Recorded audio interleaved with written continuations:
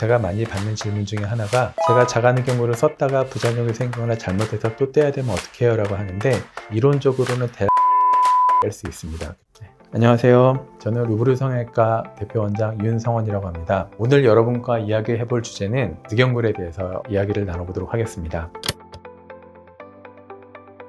아시는 분들은 익히 아시겠지만 늑연골은 이제 갈비뼈 옆에 있는 연골로서 크게 내 몸에서 떼는 자가늑연골 그리고 다른 사람 연골을 기증받아 쓰는 기증늑연골 두 가지가 있습니다. 이제 보통 상담하러 오시는 분들이 가장 고민이 많으신 거는 내가 과연 자가늑을 써야 될지 혹은 기증늑을 써야 될지에 대한 건데요. 그래서 제가 이번 시간을 통해서 자가늑과 기증늑에 대해서 완전히 정리를 해드리도록 하겠습니다.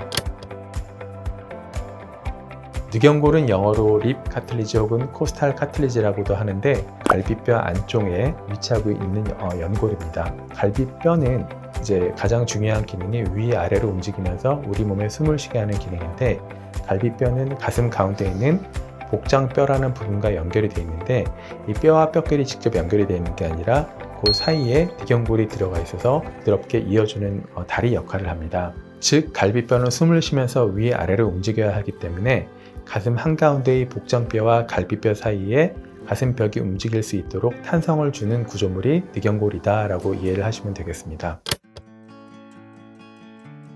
연골이라는 것 자체는 귀연골도 있고 코에도 연골이 있고 사실 우리 몸의 관절에는 다 연골이 있는데요. 이렇게 우리 몸의 골격을 형성하거나 관절을 이루는 구조물을 연골이라고 합니다. 한국말로는 오돌뼈 혹은 물렁뼈라고도 하지요. 연골은 이제 연골 세포와 그리고 탄성 섬유 그리고 콜라겐 섬유 등의 여러 가지 단백질 섬유들로 이루어져 있는데 탄성 섬유의 비율이 높을수록 부드럽게 되고 콜라겐 섬유의 비율이 높을수록 조금 더 단단하게 됩니다. 따라서 늑연골도 어떠한 섬유의 그 비중이 높냐에 따라서 이제 세 가지를 구별할 수 있는데 탄성 연골, 초자 연골, 그다음에 이제 섬유 연골 이렇게 세 가지를 구별할 수가 있습니다. 늑연골은 이 중에서 하이알린 연골, 초자 연골에 속하며 탄성 연골에 해당하는 귀연골이나 코의 연골들 등의 다른 연골에 비해서 콜라겐의 함량이 높기 때문에 더욱 단단하고 튼튼한 강성을 가지고 있습니다. 따라서 코끝을 안에서 강하게 받쳐 올리고 코끝의 처짐을 최소화하는 데 가장 적합하고 튼튼한 좋은 재료라고 이야기해 볼 수 있겠습니다. 자가늑연골은 말 그대로 나의 몸에서 채취한 나의 늑연골을 말합니다. 우리 몸의 갈비뼈는 한쪽에 12개씩 양쪽에 24개가 있는데 제일 위에 있는 거를 1번, 그 다음에 2번이라고 해서 한쪽에 12번까지 양쪽에 24개가 있습니다. 보통 코 성형에 쓰는 연골은 6번부터 쓰게 되는데 6번이 여성분들 가슴 밑선이라고 생각하시면 되고 그 아래로 7번, 8번, 9번, 10번 그러니까 6번부터 7번까지 5개씩 10개 정도를 뗄 수 있습니다. 보통 제가 많이 받는 질문 중에 하나가 제가 자가늑연고를 썼다가 부작용이 생기거나 잘못해서 또 떼야 되면 어떻게 해요? 라고 하는데 이론적으로는 대략 10번 정도를 뗄 수 있습니다. 그래서 사실은 자가늑연고를 뗐다가 잘못되더라도 한 2-3번 정도는 더 할 수 있다고 생각하시면 되겠습니다. 자가늑연고를 채취할 때에는 배의 가운데 있는 근육을 복직근이라고 하고 양 옆에 있는 근육을 복사근이라고 하는데 이 복근을 절개해서 떼기 때문에 복근을 절개한 후에 그 복근이 아물 때까지가 통증이 가장 심하고 그래서 보통 한 일주일 정도 지나면 생활하는데 크게 문제가 없는 것 같습니다. 자가늑연골의 장점이라면 통증을 제외한 모든 부분이 기증늑보다 좋다라고 볼 수 있습니다. 바로 떼어낸 것이기 때문에 더 탄성도 좋고 더 튼튼합니다. 또 내 몸에서 온 것이기 때문에 조직 거부 반응 등에 대한 걱정도 거의 없다고 볼 수 있고요. 감염이나 염증 반응에도 훨씬 안전합니다. 자가늑이라고 염증이 안 생기는 것은 아니지만은 생겨도 치료에 반응을 잘하며 대부분은 금방 치료가 됩니다. 자가늑연골의 최대 단점은 내 가슴을 절개해야 한다는 점입니다. 따라서 가슴에 흉터가 남고 채취하고 일정 시간 동안은 통증이 있을 수밖에 없어요.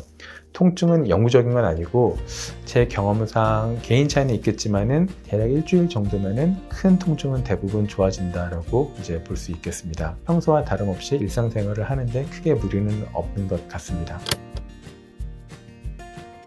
기증늑연골이란 내 몸에서 채취한 것이 아니라 다른 사람에게서 기증받은 늑연골을 의미하는데요. 합법적으로 기증받은 시체에서 채취하여 가공을 합니다. 다른 사람에게 이식돼도 안전하도록 방사능 처리 및 약품 처리를 하여서 항원 성분을 완전히 소거시킨 연골이라서 내 몸에 들어오더라도 이식 거부 반응은 거의 없다고 볼 수 있겠습니다. 장점과 단점은 자가내경과 완전히 반대라고 생각하시면 되는데요. 내 가슴을 절개하지 않기 때문에 당연히 가슴에 흉터나 통증은 없겠죠. 하지만 시체에서 채취한 연골이기 때문에 이미 연골 세포는 죽어있는 상태입니다. 또한 약품 처리나 방사선 처리를 하고 가공 및 포장 후 최소 며칠에서 몇 주 있다가 사용되는 것이기 때문에 연골의 기질에 해당하는 부분이 거의 자가내경골에 비해서 많이 약해져 있는 상태입니다. 이 사체의 연골에서는 이런 연골 세포가 기질을 합성하지 못하기 때문에 기질의 구성 성분이 약해져 있고 단백질끼리의 결합도 약해져 있어서 아무래도 갓 태어난 나의 연골에 비해서는 튼튼하지 못하고 좀 약해져 있습니다. 실제로 제가 수술을 할 때 보면은 자가내경골을 코에 고정을 할 때 꼬매야 되는데 이때는 그냥 아무 걱정 없이 좀 세게 당겨서 꼬맬 수가 있는데 기증내경골은 세게 당겨서 꼬맸다가는 부서지거나 꺾어질 수 있기 때문에 좀 더 조심조심 묶어주는 경우가 많습니다. 또한 세균 감염이나 염증 등에도 아무래도 자가내경골보다는 취약합니다. 물론 자가내경골에 비해 그렇다는 것이며 절대적으로 염증의 확률은 제가 주의를 잘 기울여서 수술한다면 매우 적다고 볼 수 있습니다.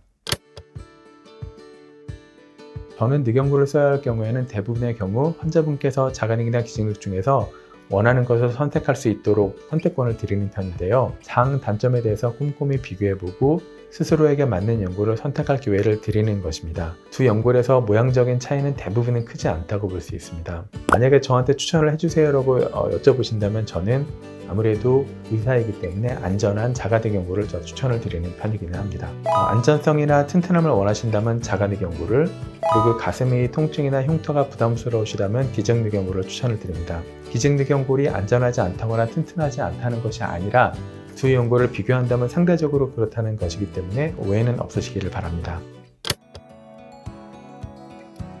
켈로이드 체질이 있다거나 체질적으로 흉터가 좀 많이 남는 경우에는 제가 잘 봉합을 한다거나 관리를 잘 하더라도 흉터가 좀 많이 남을 수가 있고, 그렇지 않은 체질이라고 한다면은 크게 관리를 하지 않아도 시간이 갈수록 좀 옅어지게 됩니다.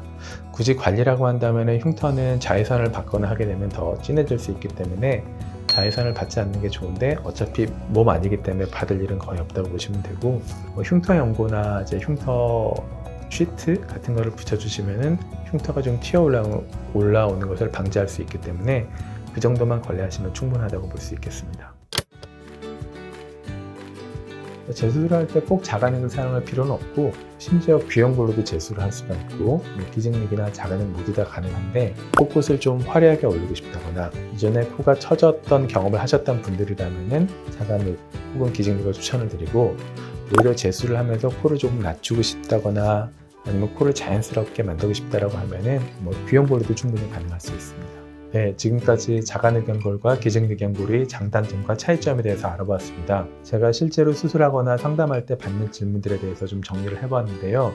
그 외에도 궁금하신 게 있으시다면 댓글을 달아주시면 제가 답변을 해드리도록 하겠습니다. 감사합니다.